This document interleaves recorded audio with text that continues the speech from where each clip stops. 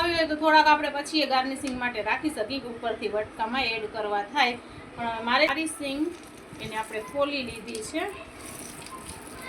બસ એને પણ આપણે આવી રીતે નાખી દેશું.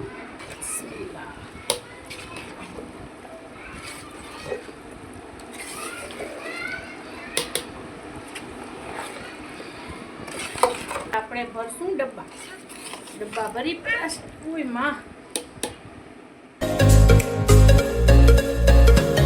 अस्सलामुअलैकुम एवरीवन। तो केम छो तमे बधाय मजामां ने? तो આપણે અલ્હમ્દુલિલ્લાહ મજામાં જ છીએ ને અત્યારે હવે આપણે રાંધવા બેસી ગયા. રાંધવા તો આમ તો બપોરનું થોડું આપણે ચાલુ કરી દીધું છે, કેમ કે આજે હું બનાવું છું ચણા બટુ. કઢી બટેટા કરવા હતા પણ પછી મેં સ્કીપ કર્યું, કેમ કે એમાં છે ને બધી બહુ છૂટી વસ્તુ બનાવીને રાખવીને પછી બહુ ઓલું થઈ જાય છે. તો આમાં મેં કીધું આ કરું, તો આમાં એટલી જ મહેનત છે. મારે થોડાક છે ને ત્યાં 8-10 ઘરે મોકલાવા છે ને, એટલા માટે થઈ અને હું બનાવું છું. તો મેં કીધું લાવ વિડીયો સ્ટાર્ટ કરી, ભેગા આપણા વ્યુઅર્સને પણ બતાવી કે હું કેવી રીતે બનાવું છું. ભલે પ્રોપર રીત નહીં હોય પણ હું મારી રીતે આવી રીતે બનાવું છું. ઘણા અલગ રીતે બનાવતા હોય, કહું તો છું 4 ઘર 2 ઘર ફરીને હર ટેસ્ટ અને રીત એ બદલી જતી હોય ખાવાની. તો જો આપણે બધું અહીંયા કમ્પ્લીટ કરીને રાખી દીધું છે ને આપણને છે ને તે કલેજી પણ મળી નહીં. મેં મોકલ્યું ને લેવા, તો એ કે હવે રમઝાન મહિનો છે તો વહેલી પૂરી થઈ જાય છે, કાલે તમારા માટે રાખી દઉં કાં પછી તમે કહો તો હું લઈ આવીશ સ્પેશિયલ. તો મેં કીધું કાલે આપણે નથી બનાવવું, આપણે આજે જ બનાવવું છે. આજે આપણે બધી તૈયારી કરીને રાખી દીધી છે. તો પછી છે ને ના છૂટકે આપણે ચિકનની લેવી પડી. હવે ચિકનની કલેજી લઈ આવી છે. મને ખબર છે કે એમાં શાકની જ કલેજી જોઈએ એ જ સારી લાગે, પણ હવે હાલશે. બીજું શું, આપણા બટેકા ફોલાઈ ગયા છે, ઈંડા બફાઈ ગયા છે, ડુંગળી છે ને બિલિસ્તા માટે કરી છે, જ્યાં એ કાપવાની છે અને પછી વઘારવા માટે આપણે નોખી 2-3 કાપી લેશું. આમાં છે કલેજી. હવે આ એટલા મોટા કુકરમાં એટલા માટે બાફા કે એમાં મેં બટેકા અને ચણા બાફા હતા ને, તો પછી એ જ કુકરમાં બાફી નાખ્યું, નોખો કુકર બગાડ્યું નહીં. ને આની અંદર ઈંડા અને કલેજી બાફ્યું હતું એટલે પાણી વધારે છે. ચાલો તો આપણે બિલિસ્તો બનાવીને પછી બિલિસ્તો બહાર કાઢીને આ તેલમાં ગરમ મસાલા નાખી અને એની અંદર આપણે ડુંગળી વઘારની નાખી દીધી છે. હવે થોડી કાચી ગુલાબી જેવી થઈ જાય ને પછી બીજા બધા મસાલા નાખશું. જો અહીંયા આપણું બધું રેડી થઈ ગયું છે. આ બિલિસ્તાએ કરી લીધા છે, બટેકા થઈ ગયા છે, ઈંડા કાપવાની પ્રોસેસ ચાલુ છે, કલેજી એ કપાઈ ગઈ છે.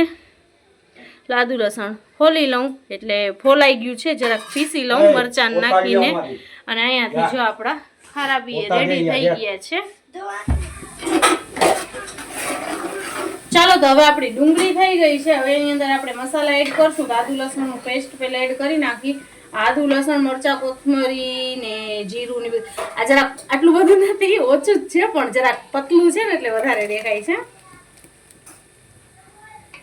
મેં છે ને જરાક છેલ્લે વધારે પાણી નાખીને પીસી નાખ્યું એટલે વધારે દેખાતું. હવે એની અંદર આપણે બધા આપણા સૂકા મસાલા એડ કરશું.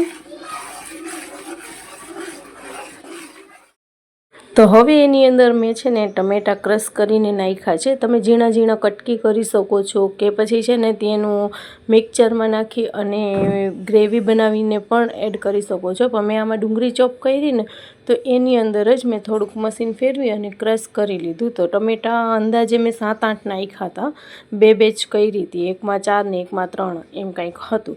તો એટલા ટમેટા મેં નાખ્યા હતા. તો ફટાફટ છે ને તે ક્રશ કરીને નાખી દઈને તો એના હિસાબે એમ છે કે આપણને કટકા કે છાલું કે એ મોઢામાં ના આવે. તે વધારે પડતા તમે પણ એમ જ કરજો, કાં મિક્સચરમાં પીસી લેજો અને એવી રીતે નાખી દેજો. તો ફટાફટ એક કોર છે ને કરતી જાઉં છું ને એક કોર હુરેન આપણને હંમેશાની જેમ હેરાન કરતી જાય છે.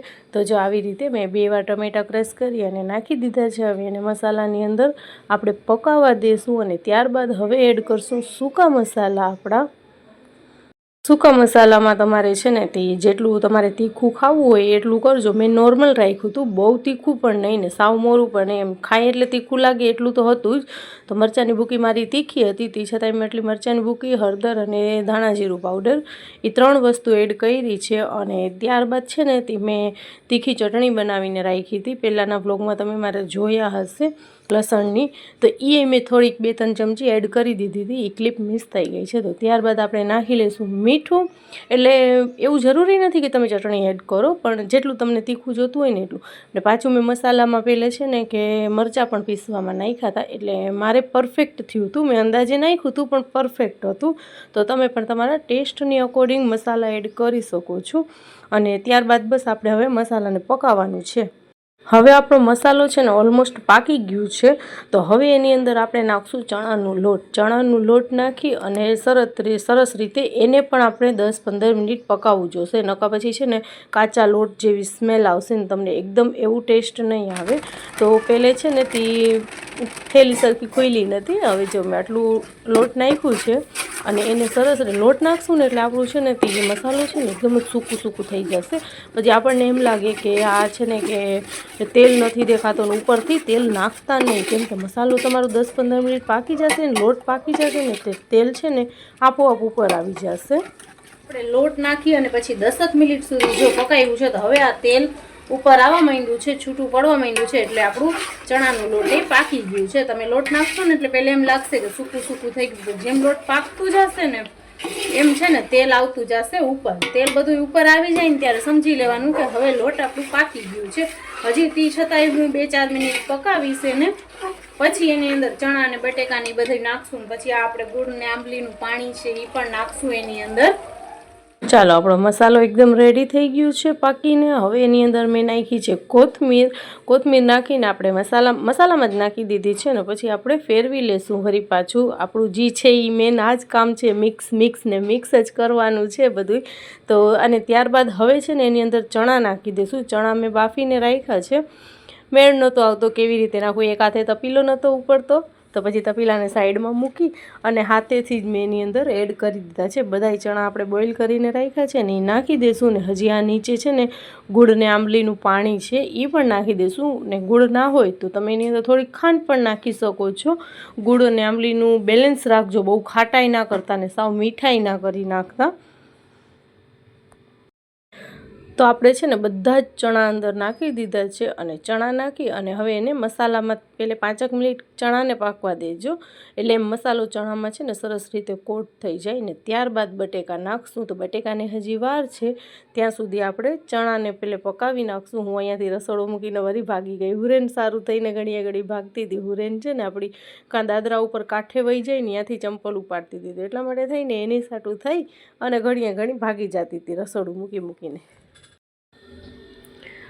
ચણા આપણે નાખી દીધા છે, મસાલામાં ચણા પાકે છે અને ત્યારબાદ મેં એની અંદર 1 ગ્લાસ પાણી નાખ્યું છે. પાણી છે ને એડ કરવું જરૂરી છે, નહીંતર પછી જ્યારે પાકશે ને ત્યારે સાવ સૂકા થઈ જશે. એટલે મેં અત્યારે 1 ગ્લાસ પાણી નાખ્યું ને તો એ હજી આપણે ચણા અને બટેકાની બેયને થોડી વાર પકાવશું તો એ પાણી બધું બળી જશે. એટલા તપીલામાં 1 ગ્લાસ પાણી દેખાશે નહીં, નહીંતર પછી સાવ સૂકા થશે. આ મસ્ત મજાના આપણે ક્રીમી જેવા ખાતા હોય ને એવા લાગે. તો હવે વારી છે બટેકા નાખવાની. ચણા આપણા 5-7 મિનિટ પાકી ગયા છે મસાલામાં પકાવવાનું રીઝન એ જ છે કે કોટ થઈ જાય, મસાલાનું ફ્લેવર બેસી જાય. એવું નથી કે ખાલી હલાવીને નીચે ઉતારી લ્યો. વસ્તુ જે નાખો ત્યારે 5-5, 10-10 મિનિટ પાછું પકાવતા જાજો, 5-5, 7-7 મિનિટ જેવું. જો વરી પાછી આવી હોય ને એને બહારથી ખેંચી આવી તો હવે ઘરમાં આવી ઘડી મને શીશાનું ઢાંકણું દે છે અને કહે છે કે એની અંદર તું મને પાણી ભરી દે. તો જો આપણું સરસ રીતે નાખી દીધું છે બટેકા અને ચણા, અને હવે એને સરસ રીતે મિક્સ કરજો અને મૂકી ના દેતા આ ટાઈમે, નકર આપણે ચણાનું લોટને નાખ્યું છે ને તો તરિયામાં છે ને ચોટવા માંડશે. તો એની માટે થઈ અને સરસ રીતે તમારે મિક્સ કરવાનું છે. જો આ હલાવતા મને 5-7 મિનિટ જેવું થઈ ગયું છે. થોડી વારે હું છે ને ચમચો ફેરવું છું તો 5-7 મિનિટ સુધી પાકી જાય ને પછી એને નીચે ઉતારી લેશું. મસાલા જો આપણા થઈ ગયા છે રેડી. આપણે લગ્ન પ્રસંગમાં જઈને ખાવા કઢી બટેટા, એવા કઢી બટેટા ચણા બટેટા કહેવાય, શું કહેવાય એને, એ જી કહેવાય. આપણે રેડી કરી લીધા છે. હવે છે ને આપણે નીચે ઉતારી લીધું છે ગેસમાંથી અને હવે એની અંદર આ બધી વસ્તુ આપણે એડ કરી દઈશું. જો આ છે કલેજી, આમાં એટલા પીસ કરીને રાખી લીધા છે. બધી પહેલે નાખી અને પછી મિક્સ કરી નાખશું. આપણે ઘરમાં ખાવી હોય તો થોડાક આપણે પછી ગાર્નિશિંગ માટે રાખી શકીએ કે ઉપરથી વટકામાં એડ કરવા થાય. પણ મારે છે ને બધાના ઘરે પાર્સલ ડબ્બા મોકલવા છે તો એટલા માટે હું બધું અંદર નાખી દઉં છું. આ છે ખારી સિંગ, એને આપણે ફોલી લીધી છે અને આ છે ઈંડા.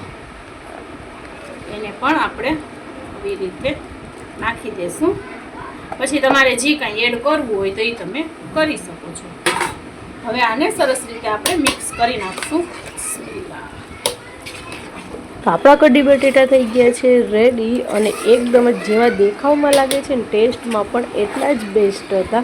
એકવાર તમે ટ્રાય કરજો અને પછી મને કહેજો કે કેવા હતા અને કેવા નહીં. ખરેખર બહુ સારા હતા. મેં તો હલાવીને હાથ રહી ગયા છે. એક તો ગેસ ઉપર હલાવ્યું, આવું અડતી નહીં ગરમ છે માં. ચાલો, તો આપણા રેડી થઈ ગયા છે. હવે આપણે ભરશું ડબ્બા ભરી. ઓય માં,